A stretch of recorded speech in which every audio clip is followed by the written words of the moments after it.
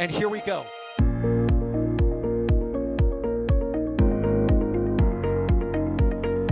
There's the deluge. Here's ignition. Roger, roll, Atlantic.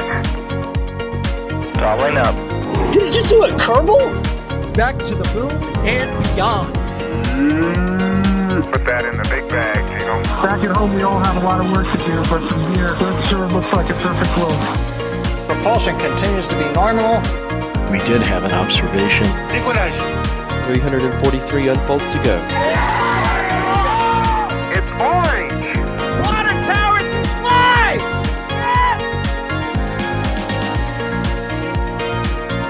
Bingo! Right in the center. Where's Jacqueline? There it is! That was surreal. That's not what we want to see. No. Oh my God. Yikes, you bet. Sure. We don't need any more of these.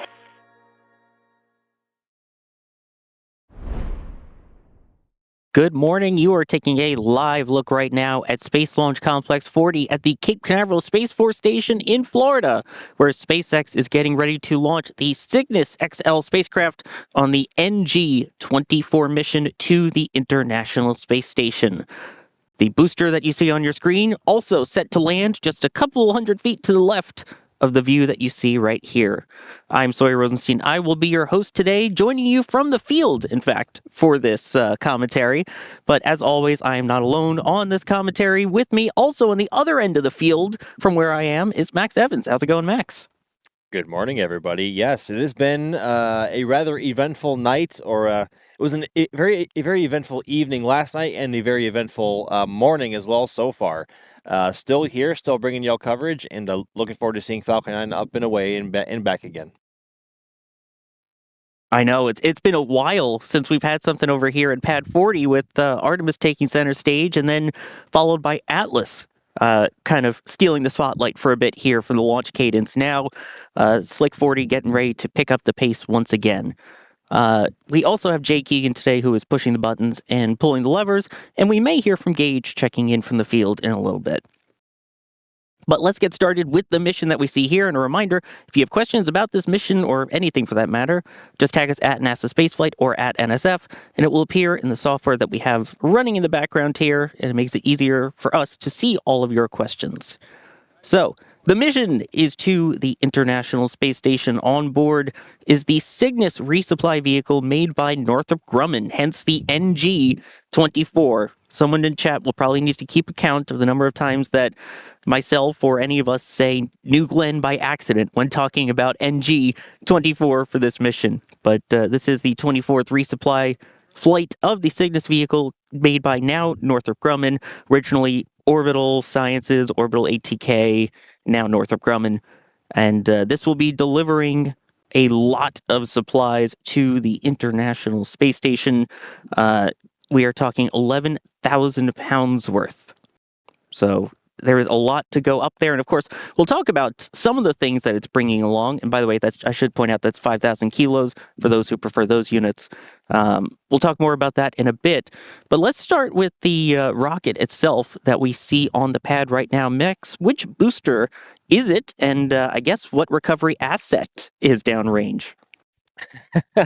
So essentially on the docket today is booster B1094, and this morning's flight is only its 7th assigned thus far. And this booster so far has either only gone to the International Space Station, or the booster has gone off for a Starlink mission. And its flight history includes the likes of the AX-4 mission, Crew 11, NG-23, which flew in September of last year, and only 3 previous Starlink missions. So by comparison to a lot of the Falcon 9 first stage fleet, especially here in Florida, it is a youngster by far, with the current fleet leader being B1067 now at, was it 33 or 34 flights now? I missed its last flight. I think it was 34, right? I think its next flight is 34. Next flight is 34. Okay, but still, it's a long way off from that booster. It is also a lot younger as well, just in terms of when it was built and when it was first flown. So not much in the way there in terms of flight history, but it is certainly a special booster nonetheless, considering what it has flown.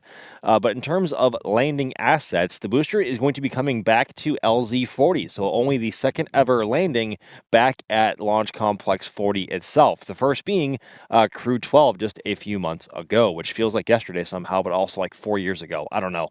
But they are making good use of that brand new landing zone literally right across the street from the launch pad itself, kind of like Vandenberg, but a little bit closer. So it is going to be an awesome sight. We have cameras over at the pad for the first time in a while. So thank you very much, SpaceX, and thank you very much, Space Force, for allowing that. And hopefully the cameras pick up something good. But in terms of assets out at sea for recovery, there isn't much because, of course, with this booster coming back to land, there is no need for a drone ship downrange. But the fairing recovery vessel Bob is stationed downrange by about 600 or so kilometers. I think it's closer to 700, with it being the fairings. But Bob will be aiming to scoop the fairings up out of the water following fairing separation, and once they splash down in the Atlantic Ocean under parachute. So I almost said business as usual for SpaceX because that's what we normally say for Starlink missions nowadays. But in terms of carrying a resupply mission to the International Space Station, this booster is certainly no slouch in terms of that field in its own right, as this will be its fourth flight to the space station alone. So we should be in for a good show today. And also with the launch being about 40 minutes after sunrise, it should be quite pretty as well.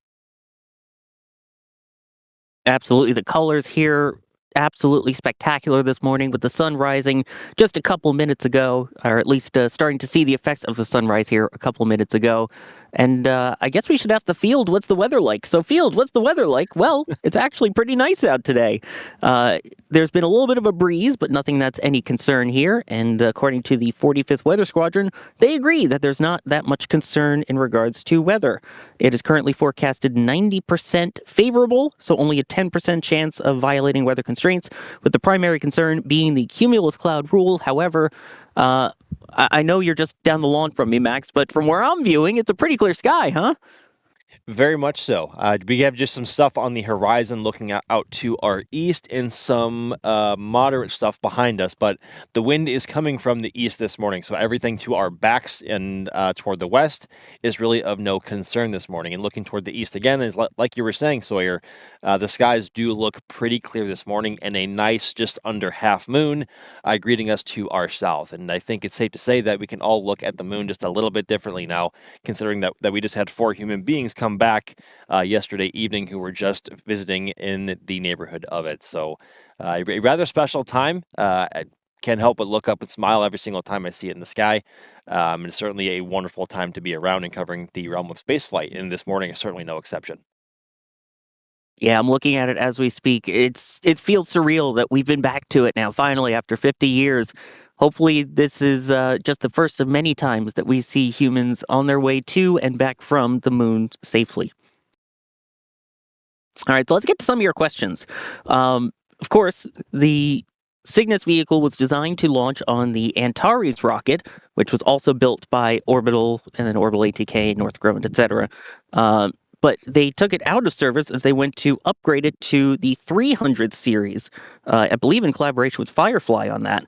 So Magnum is wondering, do we know what the progress is on the Antares rocket? Is it ready, or will Falcon 9 missions launch NG missions for a little bit longer still? And Max, I believe this is currently scheduled to be the last flight of a Cygnus on Falcon 9, but I don't know if you've heard anything more about where Antares is at in the flow. Negative. I have not heard anything more, nor has really Firefly said anything more on it either, because of course it is being developed in collaboration between Northrop and Firefly, and it will be launching out of the Wallops Flight Facility in Virginia. So No, they've been pretty quiet in terms of what they are going to be doing in terms of progress going forward there. But I have no doubt it's coming. But as things stand now, we don't really we don't really foresee that vehicle reaching a launch pad really at any point in the super near future. But as you were just saying, sorry, this is the last contracted mission between Northrop and SpaceX to bring Cygnus to the space station. But depending on the progress of the new Antares upgrade or any other rockets that are capable of flying Cygnus, I would imagine that there may be a contract extension coming soon for maybe 2 or 3 more. We'll have to wait and see, but Cygnus flies once every roughly 8 months or so, 6 to 8 months, depending on what the space station's exact needs are. But not an exactly pressing issue right now, considering how little it does fly in terms of cadence, but we may have a few more incoming, but I guess we will have to wait and see. We will absolutely keep an eye out for that. But yeah, and that's the other thing about Cygnus that's really cool is that it's called vehicle agnostic. So basically that means that it can be attached to almost any medium-sized launch vehicle. In fact, this has previously launched on Atlas prior to actually flying here on Falcon 9. But yeah, you can see that's where they're at Firefly with the Eclipse, which is basically the next version of the rocket coming up there. And it looks like they've got hardware for testing and qualification at this point. So some of it has already passed qualification as well. And that is where we are at currently with it. So hopefully we see that fly soon. And that flies out of the Wallops Flight Facility in Wallops Island, Virginia, right off of Chicotee there. And so it'll be cool to see launches returning from there, because right now, the only company that we see launching orbital out of that pad is Rocket Lab with their Electron. And hopefully soon to be Neutron as well, but we'll have to wait and see on that front as well. Exactly. And we have teams now that are keeping track of everything going on down at Wallops. We've got a couple of people over in that area watching all of the progress with Firefly and, of course, with Rocket Lab, and hopefully some of the progress here with Antares once that comes. So check out the socials, and we repost their awesome finds on all of our social channels as well. Question here from Space Enthusiast. Will there be a jellyfish? It might be a little too late now. What do you think? Well, the sun will be up, so I don't think the possibility of a jellyfish is in the cards for today. That being said, though, the launch will be mostly backlit, so we should be able to see Falcon 9 in a mostly silhouette configuration. So if the atmosphere is just right, we might see a pretty good vapor cone and a good. I guess the actual contrail, once it gets higher up into the atmosphere and produces a bit of steam through that layer of atmosphere, should be pretty well lit as well. But no, I don't think there is a jellyfish in the cards for this morning's launch, unfortunately. I think if it were to launch like 40 minutes ago, that would be a different answer to that question. But as things stand now, I don't think so. Yeah, unfortunately not. But again, we do also have the RTLS, which includes the boostback burn. So hopefully that'll put on a good show if the atmosphere is just right. Well, it's the nebula is best viewed either during twilight, which we are just past now, where the sun should be coming up here in just a couple of minutes, or either around sunset or sunrise, or at night. During daytime, you can't really see much because there isn't really much for the exhaust gases being lit to contrast against, except the blue sky, which is at about the same hue as what the exhaust looks like to us. So it looks rather undramatic during daytime. But maybe it'll look a bit different this time. We'll have to wait and see. But I don't really suspect there being a spectacular show in terms of boostback this morning, just given the light conditions. But I'm happy to be proved wrong. Exactly. And if nothing else, we should get a spectacular show, hopefully sound-wise, with both the launch and then, of course, the return with those engines burning and then the sonic booms. So if people are in the area around the Space Coast or thinking of maybe sleeping in for a little bit this morning, you will be, if all goes well, rudely awakened about 50 minutes from now. Oh boy, yeah. 42 minutes to the launch, and then about 8 minutes or so until the sonic booms come and announce the arrival. And one thing I noticed, Max, after Crew 12, was that with the landing zone being closer, you really heard the roar of the engines from landing much more than we did from when it was at LZ1 or 2, even when we were closer to the landing zones over on the Space Force side. Well, I think yes, but I can't really speak to how you guys were here at the press site because I was over on a very good viewing spot over on the Space Force side. I was over with them for that mission along with a handful of others with the press pool, which was only about 2.2 miles from the pad and the LZ as well. So it's literally as close as we have ever gotten to watch a Pad 40 launch and return from, and it was spectacular. We actually heard venting from the TE. We heard the water system start up, the deluge like right before engine ignition, and the sonic booms that just smacked us in the chest like they haven't never before. And you certainly heard and felt a lot more. And I think with the LZ being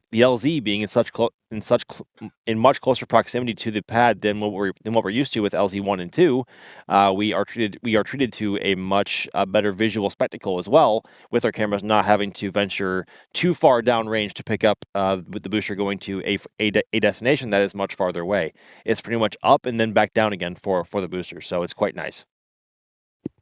Exactly. It's a short ride there and back, and hopefully puts on a great show too. So you'll get to hear it from this perspective today. 100%. So we are coming up now on approximately 40 minutes until launch, which means we are getting to one of the major milestones in the count to this point. So I think it's time we do a quick recap of where we are at this point. So if all is going well, we will hopefully we may not hear it, but we will get confirmation of the go for propellant load at T-minus 38 minutes. So they're currently doing that polling as we speak. It's not a nice verbal poll that you would get to hear. They have buttons on their consoles. It's basically go or no go. And if all is well, then at T-minus 35 minutes, they will start with the propellant load. And for those of you who are so used to everything with the hydrogen and the oxygen from Artemis, we're back to good old Keralox here with the RP1, the refined form of kerosene, and liquid oxygen. So those will both start loading into stage 1, and then stage 2 will begin with just the RP1 load, since that's closer to ambient temperature.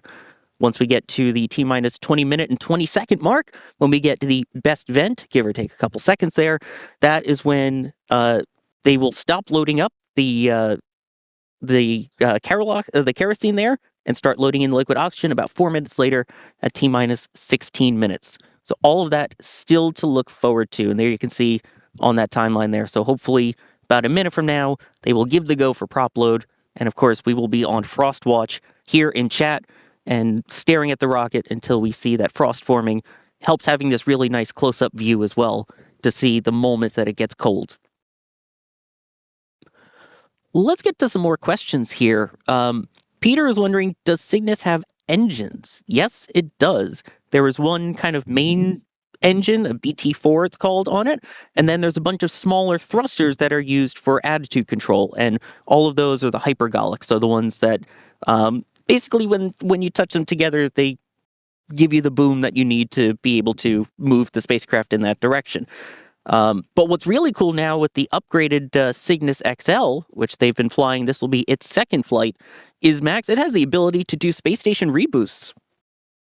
It does. I believe that was the space station's only method on the U.S. side to perform boosts, because up until that point they had to either rely on the Nauka module on the Russian segment, but also on the Progress spacecraft before they undocked and burned up in the atmosphere. So, and also up until a recent CRS mission with Dragon came up and was able to perform a reboost thanks to a thruster pack in its trunk section. So, a really cool feature to be able to feature on the U.S. segment for sure, and certainly one. But I'm sure people on the ground in Houston are thankful to not have to rely on just Cygnus anymore, or just on the Russian segment for space station reboosts. Just to be able to have, or just to be able to have multiple systems do it if one goes down or has issues, etc., etc., etc. So, yes, that is certainly a welcome change of pace. But Cygnus has always been a what's the word I'm looking for? It has always been very reliable on that front. With the exception of the last flight where it had a couple of the engines that shut down early. But then again, I guess that technically is reliable, because the reason it shut down is it was just passing some of the margins that they set for safety margins, which caused them to shut down a little bit early on their burns. So they delayed going to the space station, but obviously they made it there, and they were grappled and attached to the ISS successfully. Let me thank some people here. Bideford, how are you still up with us, Hey. Bideford? Saying, good morning, Sawyer. Good morning, extremely sleepy Max. Marathon NSF coverage has been amazing. Thanks, guys. You can say that again. Yeah, Max, I don't think you or I have slept for, gosh, almost 24 hours at this point. I mean, I've been basically in one form or another on site here on either the KSC or the Space Force side since about 11 o'clock yesterday morning. So it's been a full day, a very full day, very, very busy, lots of stuff to do. It's a good problem to have, but I am very tired. So, but the good thing about missions going to the International Space Station is there isn't a 3 or 4 hour launch window to be working with. You either go at the scheduled time or you don't go at all that day. So, and the launch window shifts at about 20 minutes left each day or 20 minutes earlier if it does ever slip. So, but today that time is 7:41 a.m. local time here on the east coast of Florida, and hopefully they can stick to that and get Falcon 9 off the ground and then back down again shortly after. That is the hope. And again, if they pulled go for prop load, then we should be just about 30 seconds away from them starting to fill up Falcon 9 with those propellants and oxidizers there. And you know what, Sawyer? Because it isn't a Starlink and we have access to these wonderful fiber feeds, we don't have to rely on my very shaky tracking camera right now with the wind to see if we have a frost line on the bottom of the LOX tank. We have these lovely views to see, to better see any lines of frost that end up building on the tank itself. So very thankful for that. Yeah, in fact, you could see some of the venting there in the bottom left by where they have all the propellants cooling down there. So very cool. As it literally and figuratively, because it will also be super chilled for the propellants there. Wilbo Baggins saying hello to all the usual suspects. Yes, are you surprised that it's the same people on again? And Batatui, thank you for gifting a Red Team membership. Appreciate that.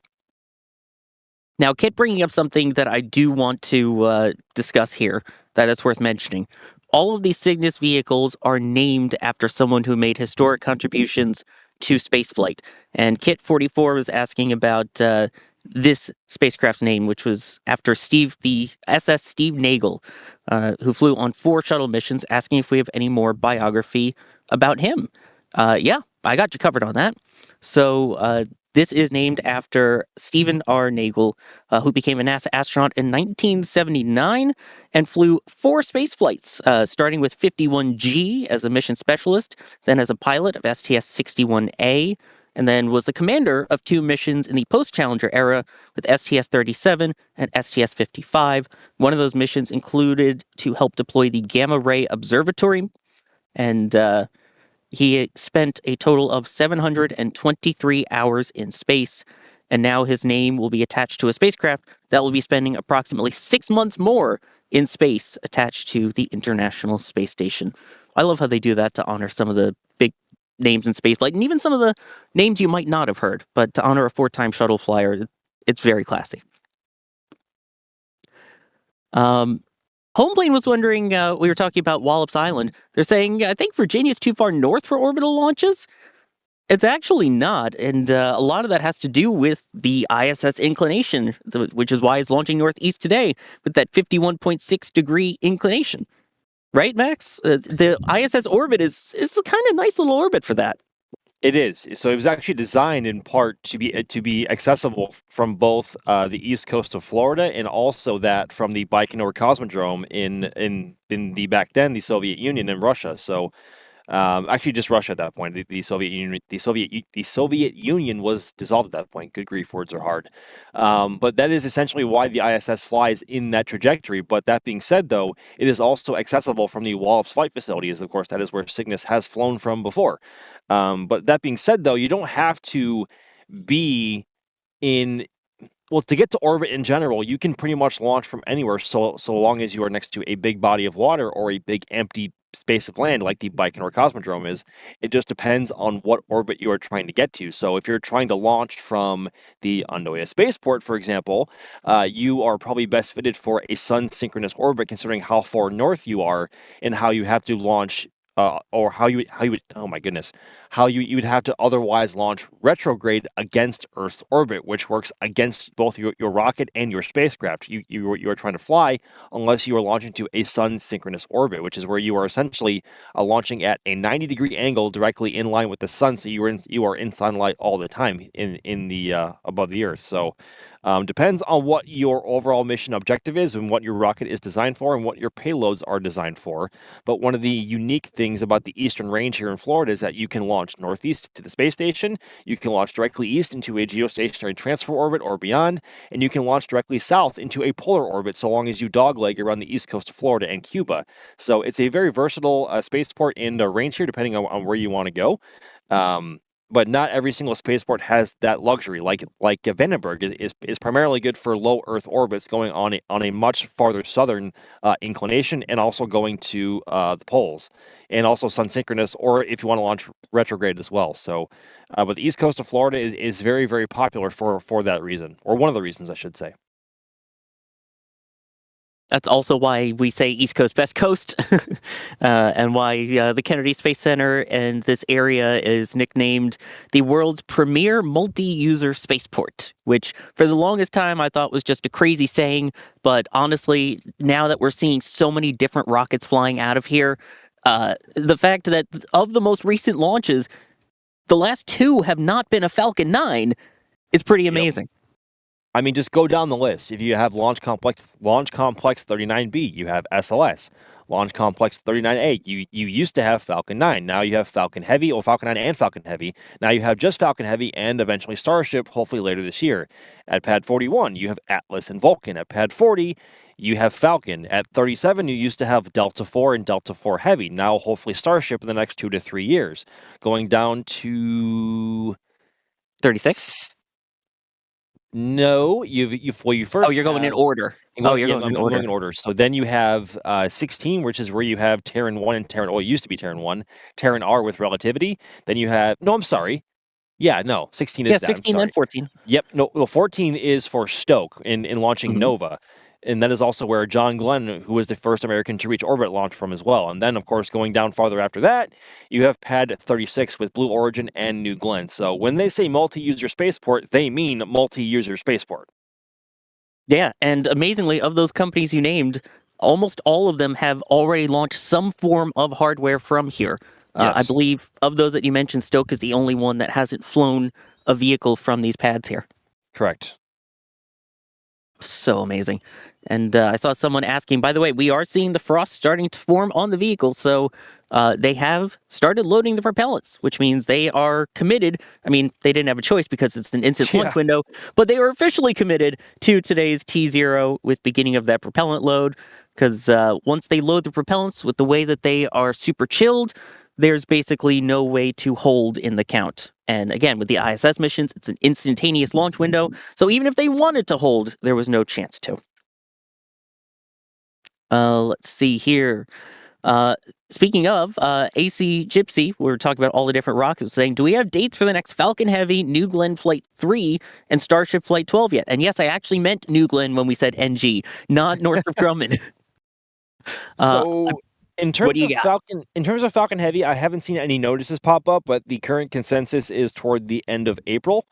We saw one of the side cores roll past our KSC press site cameras earlier yesterday evening. But the only really consensus we have, unless there's a notice that I've missed somewhere or a date announced, is somewhere around the end of April. In terms of New Glenn, notices posted indicate that it is currently no earlier than the 16th of April. So coming up, oh my God, this there's Thursday. No way. That's not possible. I know. That's not possible. I mean, they still have to roll out to the pad, and they still have to perform a hot fire at the pad, and depending on how that data looks, they will then proceed with launch operations. But what was the third one in there? I'm sorry. What was the third one? It was Falcon Heavy, New Glenn, and Starship Flight 12. Starship Flight 12, that's right. Well, we talked about it a bit in the Ship 39 rollout stream this morning, and we think, like, between Alex and I, we're thinking around second week of April, maybe, or sorry, in the second week of May into the third or end of month of May. That is the current consensus between us. He was the more pessimistic one, saying towards the end. I'm still in the boat that thinks the first week of May is still possible, depending on how the static fire campaigns go for both the booster and ship.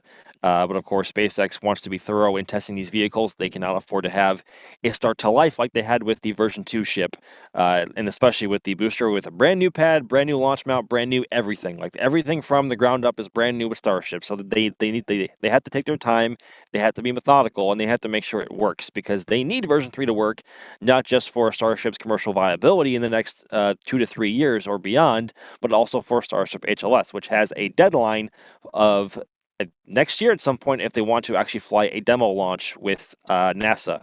So there's a lot on the line, and that is so TLDR. That got very off track there, but mid-May I think is probably a safe bet for now for Flight 12. Yeah, don't ask Ryan Weber. We'll see what those numbers are, but yeah.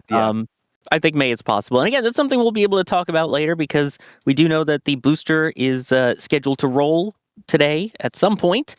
There is a closure for it at least. And so if that rolls, we'll be hanging out with all of you over at Starbase Live, our 24/7 cameras, where you can watch all of the action going on at Starbase all the time. By the way, the view that you're seeing on the left is from our good friend Wade, or better known as Dr. WD40 over on Twitch. Great person, but really cool guy, and awesome that he's out there providing views. So thank you for rolling out with that. And again, the sun rising right now. My goodness, is this gorgeous lighting here.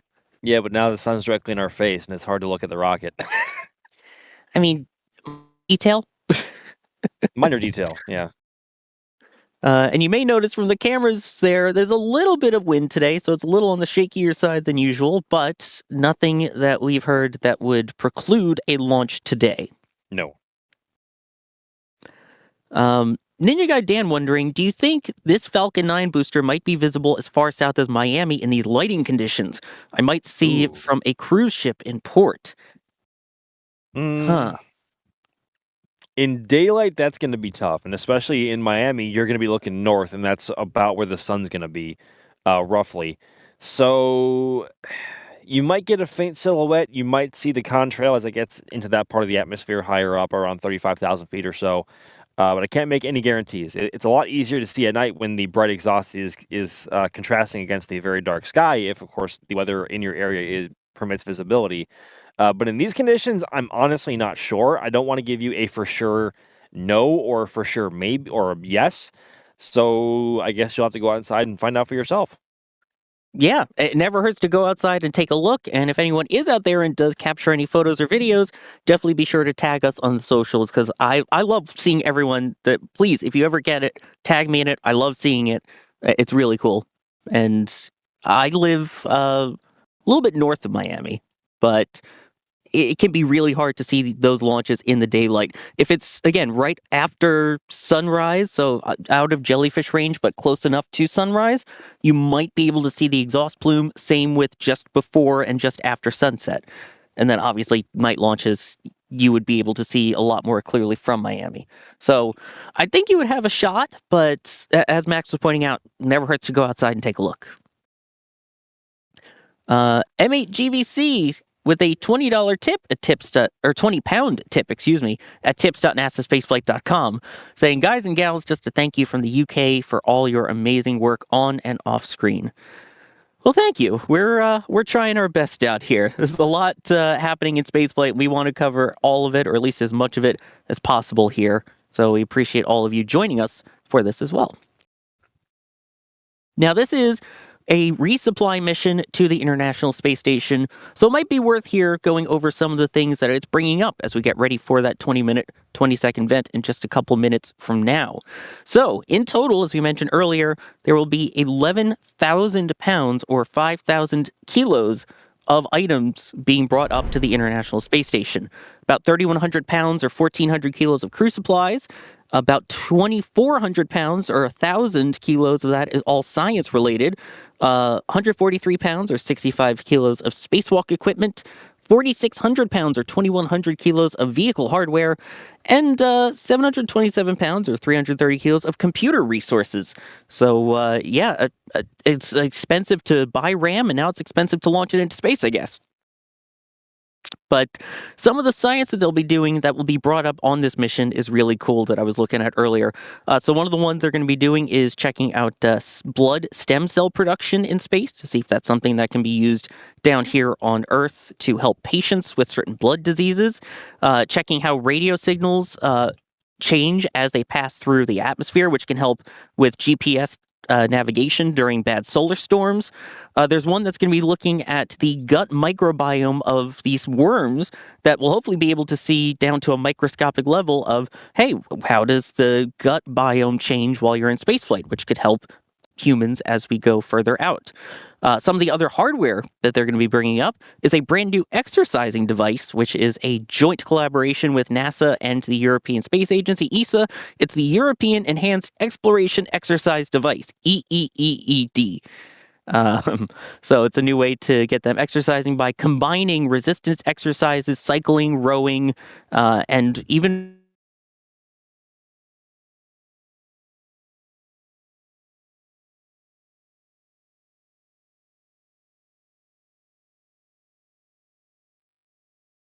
and then the ocular coherence tomography, which is a way of scanning the human eye to see how it forms or deforms during spaceflight. Hopefully that was a quick enough recap of that. So now we are just a couple seconds away here from what we call the best vent, the T-minus 20-minute, 20-second vent. We have not had that happen to us for quite a while, seeing it on Falcon 9, and there it is. Max, what is it? So essentially what you were seeing now is SpaceX beginning to thermally condition the plumbing inside of the transporter erector in preparation for stage 2 liquid oxygen loading. And the reason why you want to do that is the last thing you want to do is flow any sort of super cold cryogenic fluid through any sort of plumbing or material that is not either at or near the same temperature for risk of the propellant or fluid from turning into a gas rapidly and thus expanding and potentially damaging any equipment, which would lead to a very bad day for a lot of people. Maybe not the end of the world on your transporter erector lines, but also if your engines are not thermally conditioned, that can lead to some severe damage on your engines. That is, of course, not something you want with a piece of equipment that spins at tens of thousands of RPM and puts out hundreds, if in thousands. I'm sorry. Well, in the case of Falcon 9, between all 9 Merlins, we're talking about oh goodness gracious, I had the number off the top of my head, like 1.4 million pounds of thrust, 1.8 million pounds of thrust, something like that between all 9 of them. But either way, what you're seeing now is the excess GOX, or gaseous oxygen, being vented out from the TE as they flow locks into the lines and begin to chill them down. It is also a great indicator as to the wind direction and the atmospheric conditions around the launch pad are like. And in this case, they are flowing off to the right of the launch pad, which confirms the report earlier that I talked about with the winds coming off of the Atlantic, flowing in our direction. But the cloud is not sticking around for very long. It is not very humid out right now, which actually feels quite nice, because normally around this time of year is when we get into the summertime temperatures and humidities, which can be quite uncomfortable. But I do have to say, Sawyer, and I know you're here as well, but I think you can also confirm that the weather actually this morning is quite lovely. It is. The breeze is starting to lighten up a little bit. You may still hear it through my mic, but it's definitely less breezy and windy than it was just an hour ago. The gorgeous clear skies. Yes. And if there's any concern for the cumulus cloud rule, no, there shouldn't be anymore, because the clouds are all the very thin, wispy kind here. Yeah, there's basically none right now in the flight corridor, and any that are around that are noticeable at all are either out on the horizon, or to our south or to our west, like almost out of view now. So it is just a picture perfect morning. A perfect day to go to space. Then again, there's rarely a bad day to go to space. That is true. Let's see here what else we have going on in chat. Pull up the panel again. There we go. Let me thank some people here really quickly. Joe Becker was saying that I was on a team that contributed to the Cold Atom Lab, and I'm here in person to watch the launch. This is the most nervous I've personally ever been for a launch, or launch in this case. Yeah, that's one we didn't get to talk about as well. That is the Cold Atom Lab, which is basically a new module that will go on to it, and it's meant to help understand general relativity, planetary composition, and dark matter, and a way to also advance quantum research, which can help things like MRIs and solar cells and power components for your phones and computers. So a really cool thing that they're bringing up as well. Sorry I didn't mention that one at first. And then Grampjet coming in saying, wonderful 10 days of Artemis coverage. Thanks. Brought back memories as I drove from Toronto to watch Apollo 17 launch at night in 1972. Thank you all. That is awesome. And again, that's so cool that people are here who worked on the hardware that is going up. I love it. Let's see here. Get into more of your questions, which you can tag us at NASA Spaceflight or at NSF. We'll try and answer as many of them as we can. This point, so far, everything has been going great with prop load, because I saw someone asking earlier, are we go for prop load? And yeah, we definitely are. Yeah. They're in the prop load now, and they should, there we go. The 20-minute vent is dying down, which that should mean that they are now loading the RP1, that refined kerosene, into the second stage. So it's fully, or excuse me, the liquid oxygen into that second stage. The RP1 is now fully loaded up on stage 2. The load continues now on stage 1. I was going to say, you silly goose, they load stage 2 RP1 along with the first stage, you goof. Silly goose, RP1 are for kids. I know that's tricks. Anyway. Oh gosh. Can you silly tell goose, walks is for kids. Yeah, can you tell we're both a little sleep deprived here? It's not, no, we're fine. We're fine. Oh boy. Come up now, 15 minutes to go until this launch. In terms of getting to the space station, it is going to take a couple of days to do its burns and reach the ISS. And then, Max, this is slightly different from what we're used to with the Crew and Cargo Dragon, which autonomously docks. This one is grappled, right? It is grappled and then berthed. And the difference between being berthed and being docked is docking is when the spacecraft itself is what does the actual contact and connection with the spacecraft and the space station.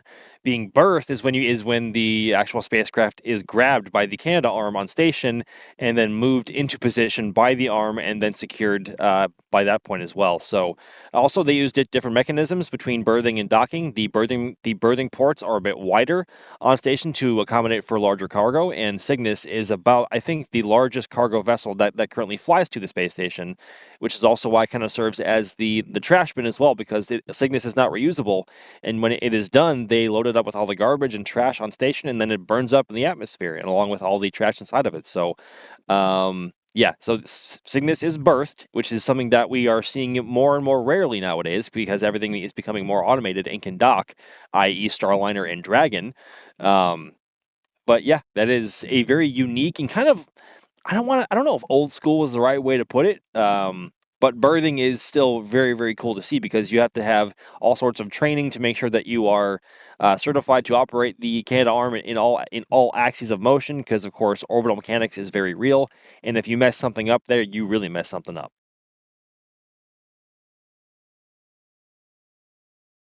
Talking while muted.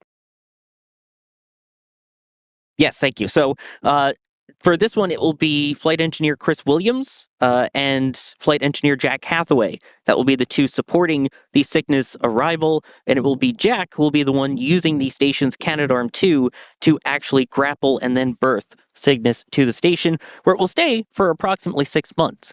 And one of the cool things about Cygnus is that, yeah, it's great for being on orbit and getting the science and supplies up there. It's great for being able to boost the space station, but once it undocks, it continues to do science. They allow scientific experiments to go on board that can be done while it's free floating after undock, as well as to see how it deals with the fire of re-entry. So literally, as the spacecraft is burning up, it is still doing science, which I think is pretty cool.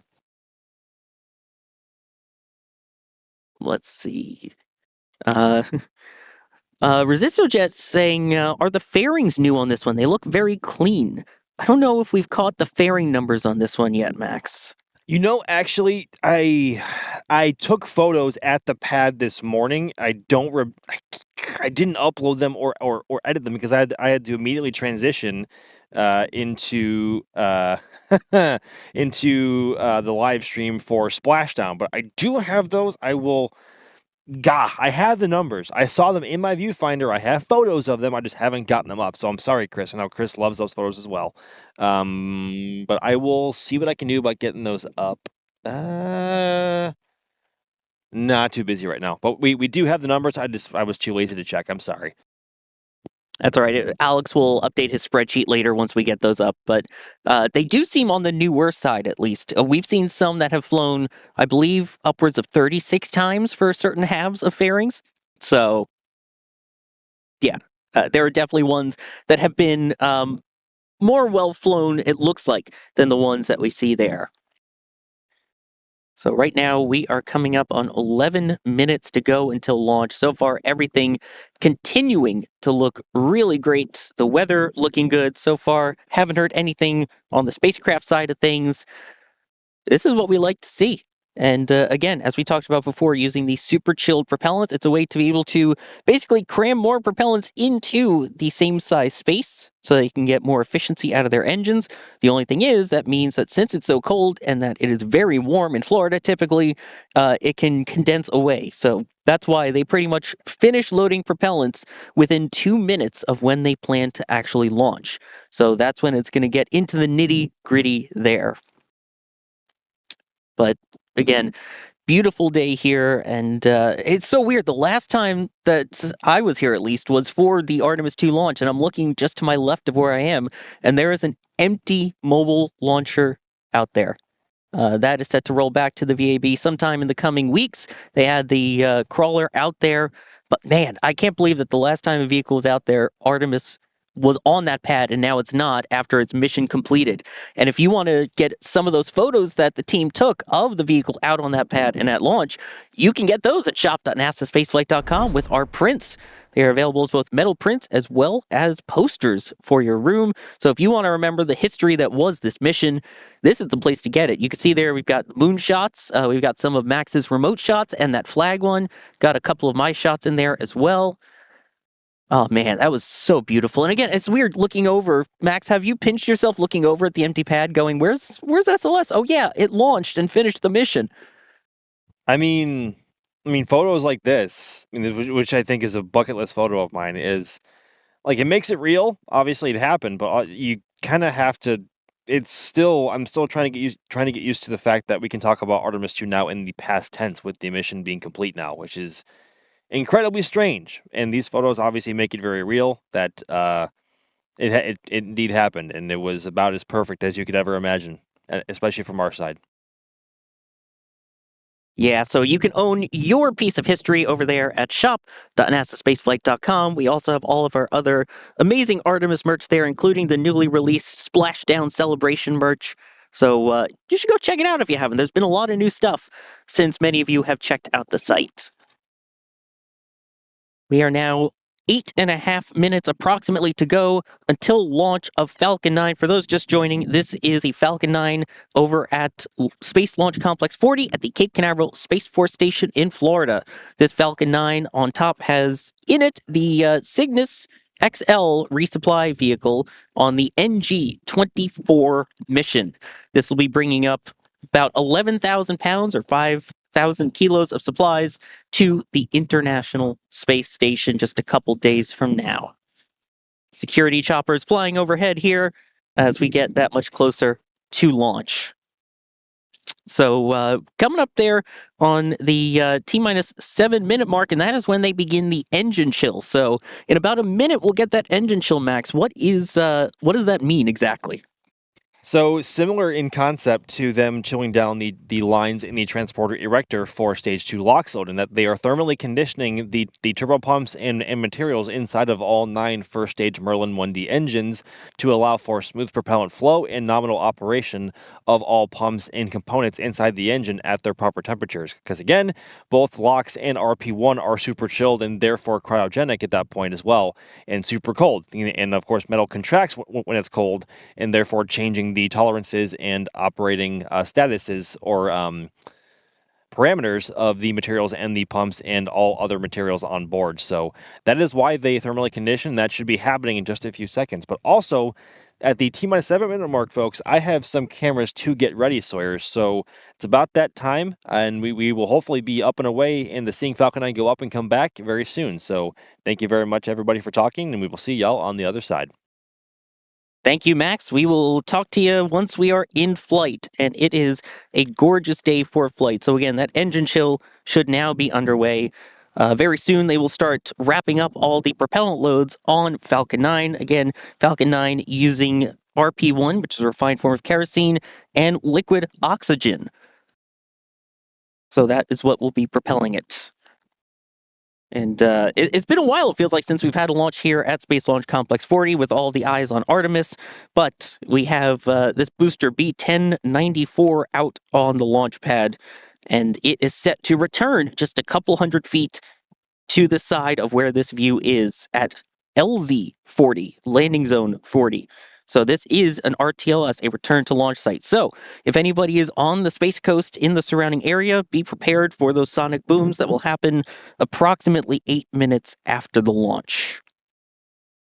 By the way, for those wondering the history of this booster, it has previously flown the Axiom 4 mission, SpaceX Crew 11, the previous Cygnus resupply mission on Falcon 9, NG-23, and then Starlink 699, 681, and 12-10. It has landed at LZ's 1 and LZ's 2. And this will be its first at LZ 40 and the second ever at the brand new landing zone. And of course, because it's landing back, there is no drone ship, but there is indeed the fairing recovery vessel Bob is located downrange to the northeast of the launch site, which is the trajectory it will be going. That is a 51.6 degree inclination to meet up with the International Space Station a couple of days from now. Coming up now on 5 minutes to go. And so far, everything looking good here. This is the Cygnus XL vehicle, by the way, that is on board. This is the second flight of this increased capacity Cygnus vehicle, and they are taking full advantage of the larger size here, getting that 11,000 pounds or 5,000 kilos of supplies, science, computer parts, and spare parts for the ISS up into space. Should be coming up here shortly on Strongback Retract. So that is the metal structure you kind of see behind Falcon 9 in this view. That is what they use to transport it out to the launch pad and erect it vertical. That is also what provides all of the propellants, all of the electrical data, thermal systems, all of that to the vehicle, and ground lines connecting back to the launch and mission control centers as well. This will lean back a whopping 1.8 degrees. That is to get it out of the way before it fully throws back at T0. It's just a way for them to get some extra distance away from the rocket, have those shorter connections to it so that when it lifts off, hopefully it doesn't make those pipes and lines roasty toasty. And if it does, it's less that needs to be replaced and repaired. Coming up now, 3 minutes and 40 seconds to go until launch. You can see there the beautiful Florida sunrise in the background here as we look at the rocket out on the pad at the Cape Canaveral Space Force Station in Florida. We should be coming up shortly on wrapping up those propellant loads. Again, this is loaded up with the RP1 and the liquid oxygen. The RP1 finished loading on stage 2 about 20 minutes before launch. And we should be wrapping up the liquid oxygen load on that shortly. And again, the first stage booster with that LOX and RP1 load wrapping up shortly. Once all of that wraps up and the vehicle is fully loaded, they will do a final gas line closeout, so purging all of the gas lines that they have around the pad so that there's no extra lingering gases around when Falcon 9 lifts off. Then, as we get to the T-minus 1 minute mark, that is when things start to get exciting. That is when Falcon 9 will enter startup. And that is when the onboard computers take control of the countdown. That is also when we will see the tanks pressurize to their final flight levels aboard Falcon 9. So far, everything proceeding as planned. Should be coming up shortly on finishing loading all of the propellants aboard Falcon 9 at this point. 2 minutes to go. And we have RP1 load is complete.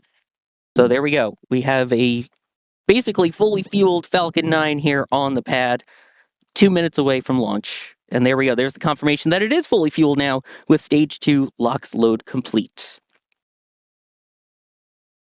Coming up on 90 seconds again, that is when we should have those gas line closeouts. And we're about 10 seconds away from that.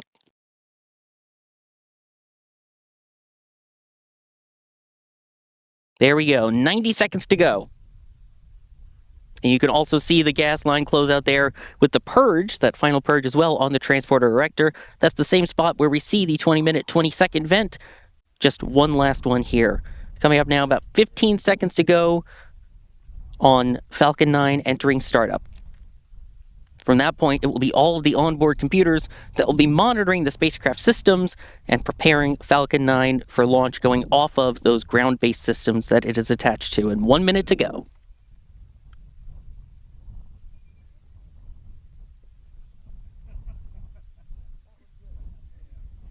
And so next up, we should be hopefully getting the go for launch from the launch director. Any second now.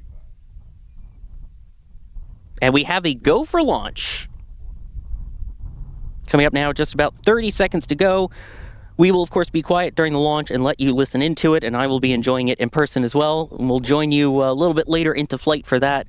30 seconds to go now. So in terms of what we will see, we will have the Rainbirds start up at about T-minus 7 seconds. That is the water deluge system that they use at the pad. That will be followed shortly thereafter by ignition of those 9 Merlin 1D engines, and then hopefully ignition just about 3 seconds after that. Here we go.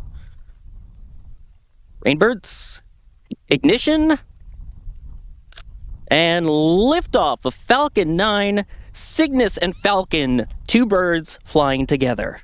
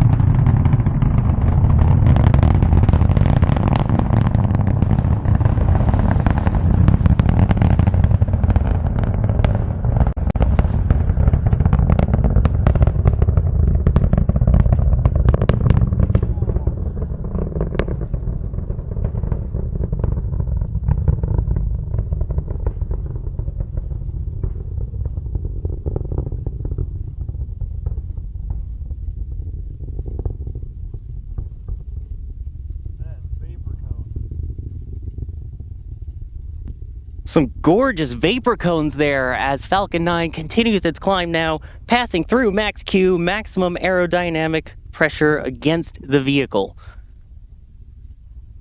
At this point, it is now continuing towards the northeast and coming up on a couple events in quick succession. First will be MECO, or main engine cutoff, when those 9 engines will shut down. That will be followed shortly thereafter by stage separation. Then we will have SES-1, second engine start 1, when the Merlin vacuum second stage engine will ignite. Then we will have the boostback burn. That is when the Falcon 9 first stage is going to turn itself around and slow itself down so that it can land at LZ-40, which should be happening about 6 minutes from now for that landing. So keeping an eye out for all of those events.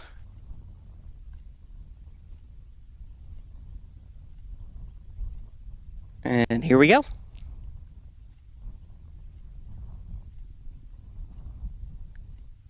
Everything looks good. It's a little hard to see with the sunlight here. There we go. That looks like a good boostback burn in progress. So Falcon 9 first stage on its way back now. Meanwhile, stage 2 continuing to push the Cygnus XL spacecraft on its way towards the International Space Station meetup. Absolutely beautiful. And again, a reminder that this spacecraft that you see here is named in honor of former astronaut Stephen Nagel, who flew 4 times to space, and now getting to fly again, this time the namesake of this vehicle.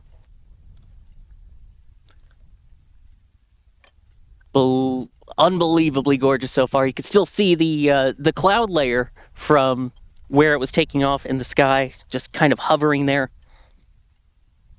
And we had confirmation as well of fairing separation. Cygnus now exposed to the vacuum of space. So in terms of things that will be coming up, of course, we will then have the entry burn, which will help slow the vehicle down. For these RTLS missions, they're usually on the quicker side, especially compared to what we're used to seeing on Starlink missions. We also have confirmation that the boostback burn is indeed complete. So following that entry burn, it will be followed about a minute or so later by the landing burn. That is when Falcon 9 will light up that usually a singular engine, and then slow itself down to gently unfold those landing legs and touch down at LZ-40, making it only the second mission ever to land at LZ-40. You can see there on the left the grid fins out on stage 1. Meanwhile, on the right, the beautiful glowing bell of the engine on stage 2.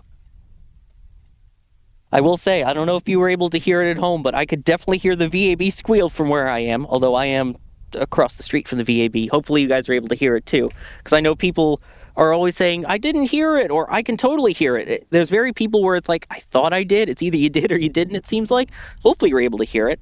And if you missed it, you should also be able to hear it again as it comes back for landing. So far, everything looking good. You can see there the altitude now decreasing on stage 1, passing its apogee, or the highest point in its trajectory. So it's going to be picking up a lot of speed on the way down, and that is where that entry burn will help. That is to fight fire with fire, as we say. So basically creating an envelope around the vehicle using its own exhaust to protect it from some of those harsher forces of re-entry. Now, it is going to face a lot less re-entry heating than it would compared to, say, Artemis last night, but still going to want to protect that spacecraft, especially since these vehicles are reflown. 5.5 minutes into flight, coming up shortly on that entry burn. Now under 100 kilometers in altitude. Meanwhile, stage 2 continuing its trajectory, 215 kilometers in altitude, 11,000 kilometers per hour in speed. And looks like Max has the booster there in the visuals.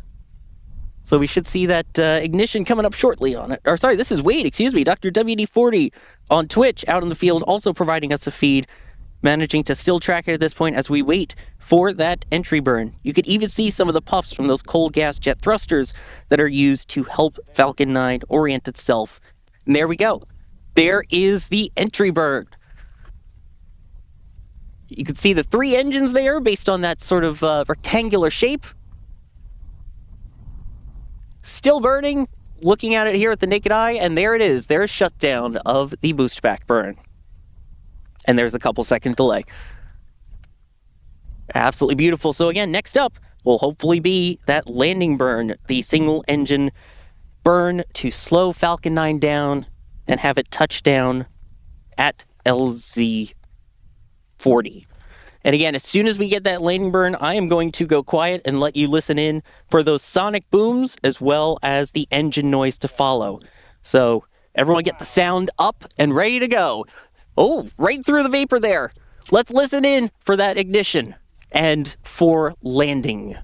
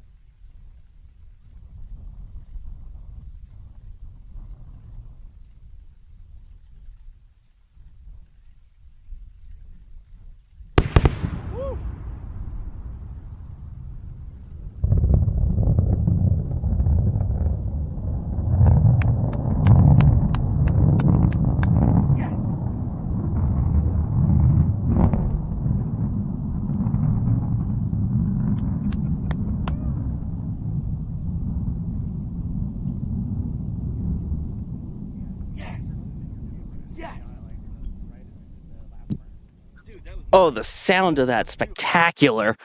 Getting those sonic booms, a little bit of the VAB squeal, and again, you hear that louder rumble from here. And there you go, we can see on the screen there the Cygnus vehicle on its way up, that second stage, still continuing to do its job here. Now, 250 kilometers in altitude, and there is engine shutdown. Everything looking good. Don't worry, that's ice and things that you see flying away. That is not anything crucial. That is totally expected. That was a wild 9 minutes.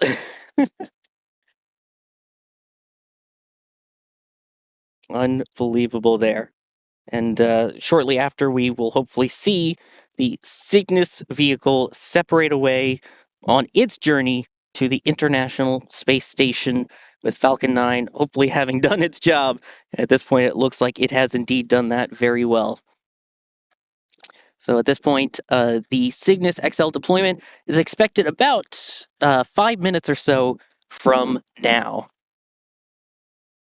Oh man, the sonic booms never get old, let me tell you. Never gets old.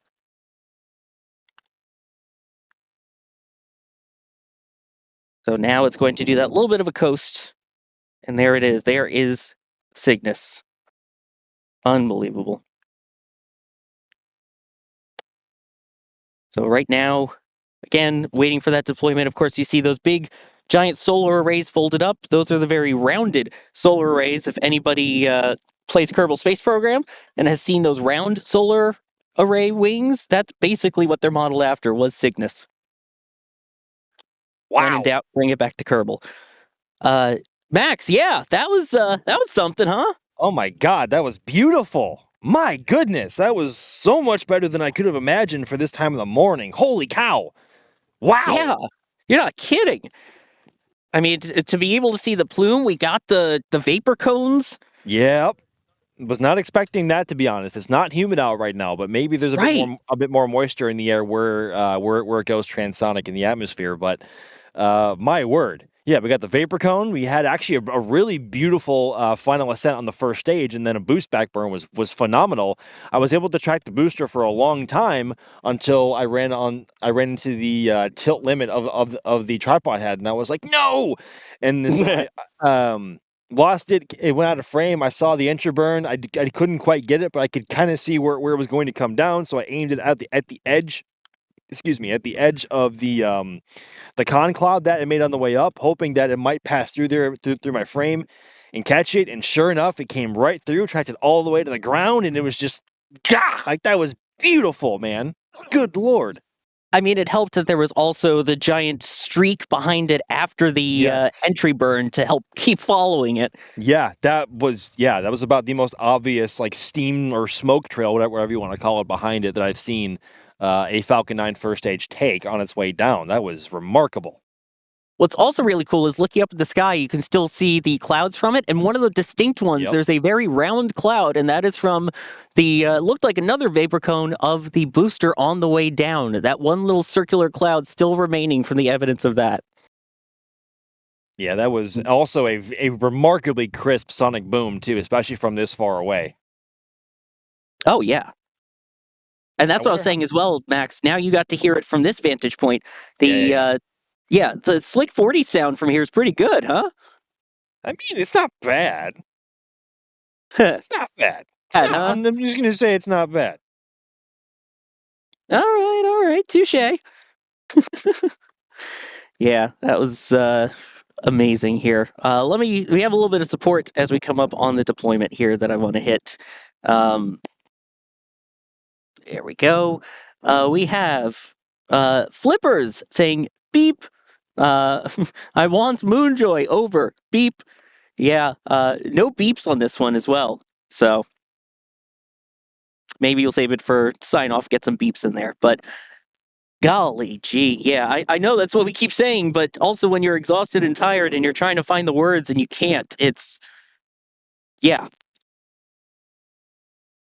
Oh man, that was gorgeous. Anyway, so we talked a little bit about before, so this will separate away, then they will get those solar wings deployed out, and then following that, hopefully, it will make its way, do a couple burns to rendezvous up with the International Space Station in a couple days. And again, Max, they are going to not be docking, but grappling, right? Yeah, right, Sawyer. I'm sorry, sir. Some personnel from Northrop Grumman just came over here and they're handing out patches. I got you one as well. Did you get some? No, I didn't. Okay, so they have like an entire bag full, like way more than they need, and they gave me like I lost count 1, 2, 3, 4, 5, 6, 7. They gave me like 8 or 9 of them. So I'm more than happy to give you one. I will take one. Thank you.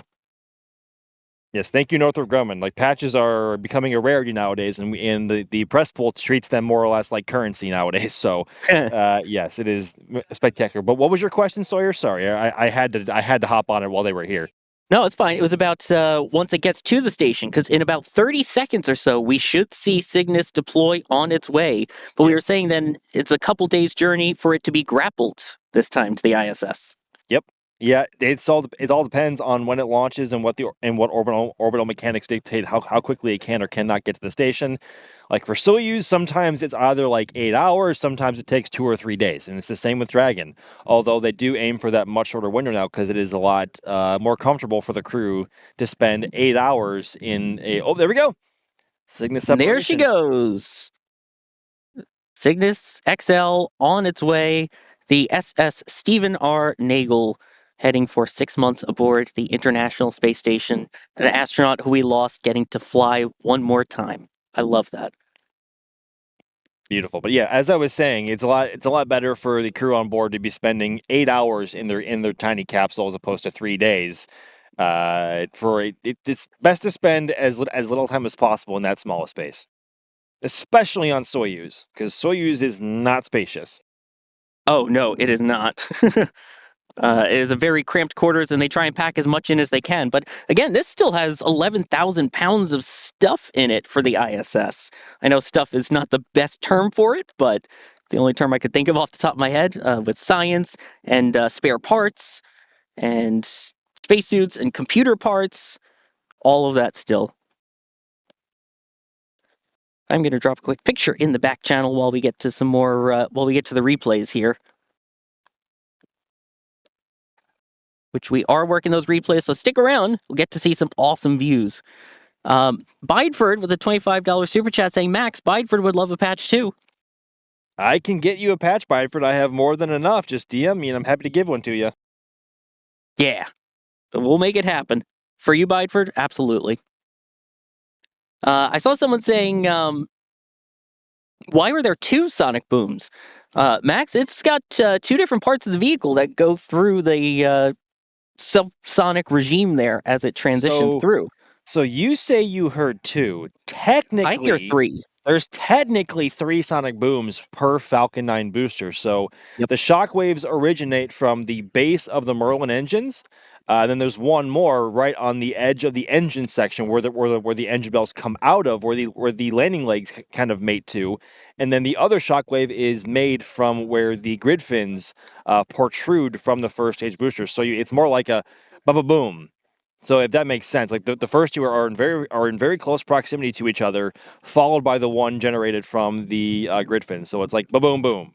So if you play it fast enough, it sounds like two. But if you slow it down, there's actually three distinct sonic booms there. So fun fact. Oh yeah, when you're here in person, it's a lot more distinct to hear the three. And then you also get the VAB squeal, which I saw someone asking, what is the VAB squeal? So basically, especially from Pad 40 launches, so there's something with the resonance of the Merlin engines that interacts with the paneling on the vehicle assembly building here. That's the big building with the NASA logo and everything on it. And as it does, it vibrates it in such a way that it sounds like a bottle rocket almost, like a squealing kind of sound. So that's why we call it the VAB squeal. You get it on the way up, and then you get it again from those sonic booms. Each of those sonic booms comes with a squeal that goes with it too. So there's 3 squeals after the 3 booms. Oh man, there we go. Yeah. Team, we are still working on replays here. We are working on fumes, but we're working on the replays too. Good grief. My word, that was a fantastic cherry on top of the cake there, Chili. I don't know about you. Oh, beautiful. Absolutely beautiful. Like, we had a crew come back from the moon last night. We saw a ship 39 roll out to Massey's early this morning, and we just had a beautiful RTLS Falcon 9 mission right after sunrise today. My goodness gracious. Like this, I would call that a good day. A great day. I guess technically it all still is one day for you and me since we haven't slept. And probably Jay in there too. I don't know if Jay got any sleep. I think Jay got a nap, the loser. Oh, really? That's cheating, Jay. How dare you actually get sleep? Oh, man. But again, Jay is the one who's been pushing the buttons, pulling the levers, and is indeed working on those replays. So stick around here. We got them coming up momentarily. And then, oh yeah, Max, you were pointing out earlier, for those who weren't there at the beginning part of the stream, we also were allowed to set up cameras over at Pad 40, and you had some remote cameras out there, right? Indeed, I have. Hang on, let me count my head really quick. 1, 2, 3, 4, 5, 6 cameras out there in total. Because of course, SpaceX utilizing their brand new LZ or landing zone at Pad 40 means that our cameras are not only in very close proximity to the rocket during launch, but also to the first stage booster during its landing. So looking forward to seeing how those shots ended up coming out. I'm very excited, actually, because the first time that I've been able to put cameras that close to an LZ since Psyche, and of course Psyche was a very bad mission for me from a content perspective, and no cameras worked. It was kind of a mess. But we are very excited to see how those came out, and we should be picking those up in the early afternoon the early afternoon today. Yeah, so again, about that whole getting sleep thing, that's not happening, is it? I mean, at some point it will, but right now, still no. Golly, man, this is gorgeous. Again, working on the launch replays to start, and we will get those landing replays too. Also working on some photos on my end as we're chatting with you, so we're doing a little multitasking here today. Terminator was asking, by the way, so does the second stage come back down? Yes, it eventually will, but not to land in one piece. It will end up getting destroyed. So that's part of the plan, is to have it go away. And again, you can see some of these replays now coming up here. These from the robotic cameras that we have at the Launch Complex 39 press site. And again, that sun, just beautiful. Really backdropped this perfectly. Yeah, it really did. And at this time of year, the sun is still very much marching north, which meant that the rocket pretty much flew over the sun, and meant that we had a really good silhouette aboard Falcon there, which gave us a great light for the vapor cone as it went transonic into supersonic speeds. And of course, lighting up the vapor as it was coming back down through the atmosphere as well, between the steam or smoke, or whatever it was. Just a gorgeous launch. Absolutely wonderful. Oh my gosh, yeah. Like you pointed out, going right over the sun was amazing here. Yeah, look, I mean... The sky color. The sky is a paid actor today. That means that's how I can describe the launch. Just, Yeah. like that's it. Definitely one of the prettier ones that we've had in a while. For At least Falcon, for- yes. Yeah, I was gonna say for Absolutely. non-Artemis missions. Look at. Oh, here we go. Oh yeah, Look at this. Would you The just pad look shot. at it? this is one of the SpaceX pad cameras that they sent us via fiber feeds here. There's the water. I think. Nope, never mind. That was a vent. There's water. C-tab, flat. There we go. Ignition, and we have lift off. Oh my God! The pad cameras are gonna look so good. Oh Yes. Oh, the color on that. Golly. yeah, I'm excited. I'm excited for pad cameras now. I think we had 2 that SpaceX was providing us there. I'm not sure if it was 1 or 2. Yeah, there was 2. Oh boy. Excited to see that one too. By the way, you weren't kidding about them giving out a large number of patches. Bide for we will definitely hook you up. They came over here too with them. Yeah, see, they had a whole freaking bag with them. Oh, so what you're saying is I don't need to give you one now. Got it. Yeah, pretty much. You stay on your side of the lawn, I'll stay on my side of the lawn. No, I'm kidding. This town ain't big enough for the 2 of us.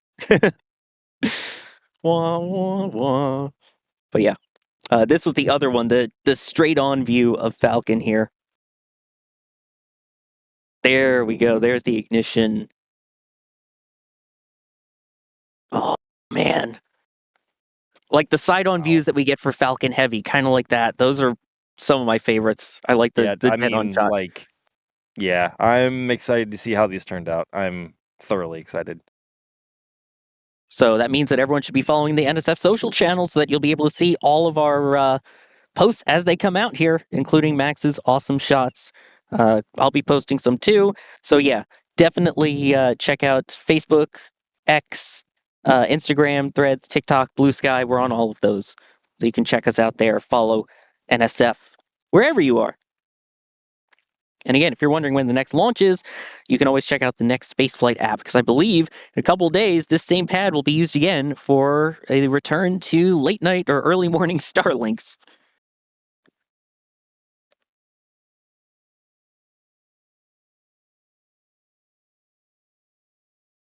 It's amazing how quickly Pad 40 just kind of cleans up after Falcon leaves.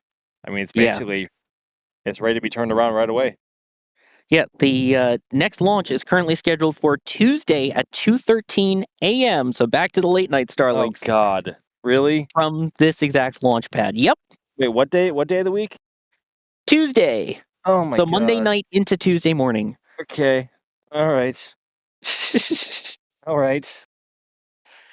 Well, here's the view from our fleet cams that is located at Rusty's, the restaurant over there in Port Canaveral, which, hey, if you thought, you know what, I need somewhere to go for lunch after watching the launch today, good recommendation spot there. Also where the booster will return if it were coming back on a barge, but it's not. It's at the landing zone right in front of us. There we go. Brain not braining. By the way, RC Detmer saying, sounds like a car hitting a dumpster, the sonic boom ba boom. I've never thought of a car hitting a dumpster sound before, but I mean, that kind of makes sense, actually. I don't know, it's hard to describe that. One thing I will say, though, is, I don't know if this happens to you too, Max, but I always know it's coming. I always anticipate it. I'm always ready for it, and then I still jolt when I hear it. It's never hits you at the same time, even if it's at the same launch pad or same LZ. If you're watching from the same place, it's all dependent on wind, atmospheric conditions in terms of humidity, like all of that changes how sound is carried through the atmosphere and through the air. So you're always braced, but you never know exactly when it's going to hit you. And I jumped there a little bit. You probably saw it on the track as the booster was almost on the ground. But yeah, that was a sharp one. Oh yeah, in my camera too, you can see just the jolt, the shake in that one particular shot when it's always like, oh, where was it? Oh, there it is. Again, still working on getting those landing shots for you too. That is also incoming. But yeah, I mean, it's still so cool. It never gets old. It really doesn't. Even watching it back, you still get that excitement. But yeah, the landing at LZ-40, I mean, this is something that is still new. That was only the second ever landing attempt at LZ-40, and thankfully the second successful landing at LZ-40. I mean, it's taken some getting used to, but I think I can get used to this. I think I like this. this. Is like best case scenario, man. Like we're not an eon away from the LZ anymore. Our cameras can just track it right down to the ground. We know exactly like where to point the cameras. We have a visual of it, and now the more we see it in practice, now the more we learn where it is, and the better we can track it and point cameras at it. So like it's a win-win. Like there's nothing. Yes, like I'm more of this, please. I mean, I'm never against the idea of RTLS missions. They're always spectacular. And if you are able to ever come down here for a launch, I do highly recommend. Oh wow! Smoke. Yep. I do highly recommend that if there is an RTLS and you're considering should I, shouldn't I, always go with the yes, you should. You should. Yep.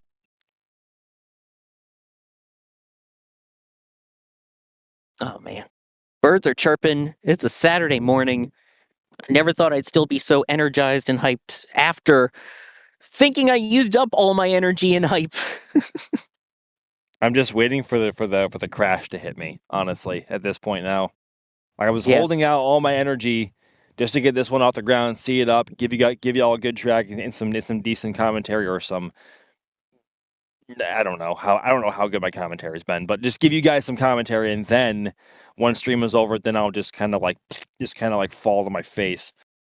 I think it's been pretty good commentary. I may be biased, but I think it's pretty good. I mean, also for being on zero sleep, I've certainly had worse streams, I think. Oh yeah, both of us have. And there's the landing replays now. That from the port. And again, right it's cool. I know dish, like dead center into the dish. Look at that. Yeah. Oh my God. Yeah. That's awesome. It's so, still so cool. And again, you can kind of see that smoke trail that we were talking about there. It really is more visible. And here's the wide camera that was right next to me at the press site here. I'm actually eager to see how this one looked. Me too. Oh, you can see him fast forwarding. He doesn't know where it is. Jay. Oh no, where is it, Jay? Where is it? Jake Egan running about as much as there it is. You can definitely see it. Look at that. Would you look at that? Would you just look at it? Oh my gosh. The bird. Gage is still with us here, technically. Yep, that was Gage's spirit animal right there. Don't worry, Gage is not dead. He's at another viewing location, so if you're getting any concern about him, he's fine. Yeah, it's the same view before and after.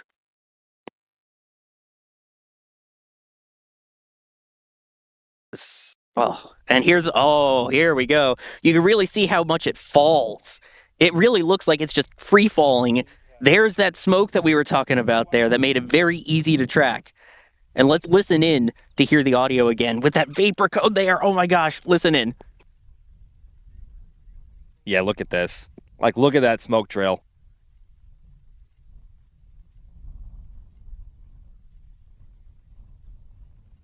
Oh my word. We should have the sonic booms. Yep. It'll be coming down closer to the tree line here. There's ignition. Yes. Still see some of the green from that T-teb.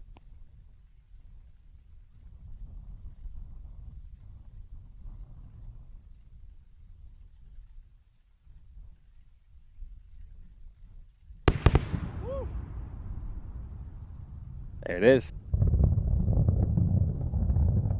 Dude, I can get used to LZ-40. Listen to it. Yeah, I could get yeah. used to that. Oh man, that is amazing. Yes, LZ-40 for the win. Jay Keegan saying in the back channel, I very much agree. And again, stick around for all the social media posts coming. I know I just posted some pictures. Max is going to have some coming later. Very hopeful for, and I'm excited to see those. So yeah, all of that still to come. But I believe that is going to wrap things up for us here at the Kennedy Space Center, essentially, where we are, and at Cape Canaveral Space Force Station. Max, thank you for staying up with us all and doing the streams last night and again now. I mean, y'all, this is what we live for. This is what we aim to bring y'all as best as we can. This is why we're here, y'all. And the only reason why we are able to keep going is because you guys keep showing up and keep coming back. It's been a tremendous pleasure as always, and we will hopefully see y'all again very soon. Maybe for a booster roll, but definitely for Starlink next week, and then also we have some more stuff coming up with New Glenn. So lots more coming up, and we will be back very soon. Absolutely. And Jay Keegan has been the one pushing the buttons, pulling the levers, and bringing the views to you, including pulling up some of my photos here that you could see. If you look really closely, you could see the heat coming off of the booster, that sort of heat haze at the top of it. I love when you get to see the details of just the physics in work. It's amazing. And then, of course, we had that vapor cone as well on the way uphill, which was pretty cool. There it is. Yeah. I mean, Falcon 9, not expecting that at all, but to see it engulfed in that vapor cone forming right there, always an amazing sight. But yeah, as we try and wrap things up here, I am Sawyer Rosenstein. I have been your host for today's broadcast from the field. It's an all-field production plus Jay Keegan. Thank you, everybody, for joining us. And as Max said, we got more stuff coming up on the channel, so like, subscribe so you know when it happens, and we will see you all next time.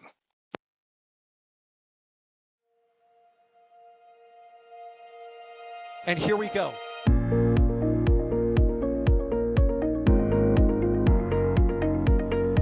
There's the deluge. Here's ignition. Doubling up. Did it just do a Kerbal? Back to the moon and beyond. Put that in the big bag, you know. Back at home, we all have a lot of work to do, but from here, that sure looks like a perfect world. Propulsion continues to be normal. We did have an observation. 343 unfolds to go. It's orange! Water towers can fly!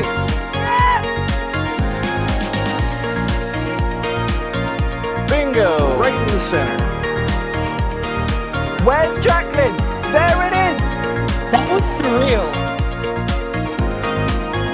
That's not what we want to see. No. Oh my God. Yikes, you bet. We don't need any more of these.